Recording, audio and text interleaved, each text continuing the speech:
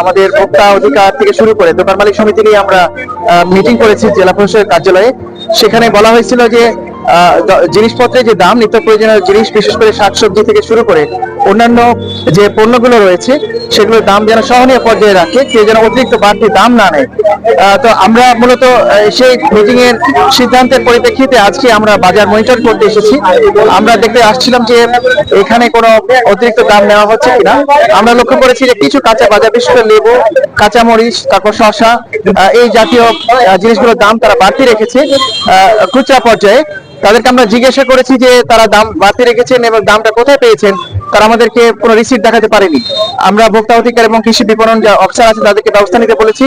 আমরা আরেকটা জিনিস লক্ষ্য করেছি যে বাজারে মাংসের ক্ষেত্রে, বিশেষ করে ব্রয়লারের ক্ষেত্রে আমরা গত 2 দিনে 180 টাকা করে কেজি ছিল, সেটি আজকে 200 টাকা কেজি নিচ্ছে এবং আমরা তাদের রিসিপ্ট দেখতে পেয়েছি যে সেটি 180 টাকায় যৌক্তিক ছিল, কিন্তু তারা অনেক বেশি নিয়েছে। সেক্ষেত্রে আমরা তাদেরকে বলে দিয়েছি যে তাদের যে কেনা এবং তাদের যে লাভ, সেই অংশটুকু যৌক্তিক পর্যায়ে রেখে যেন ব্রয়লার গুলো বিক্রি করা হয়। এবং 190 টাকা হলেই মনে হচ্ছে যে তাদের লাভ এবং তাদের যে বিক্রি, এটা একটা সমন্বয় হবে। আমরা আশা করছি যে এটা বাজার তদারকি অব্যাহত থাকবে এবং আমাদের যে দোকান মালিক সমিতি এবং অন্যান্য যারা স্টেক হোল্ডার রয়েছে তাদের সাথে আমরা আবার বসবো যে তারা কেন এটা এই স্লিপবিহীন নিয়ে আসছে এবং তারা আমাদের অন্যান্য বাজারের কথা বলছে যে তারা স্লিপ দিচ্ছে না।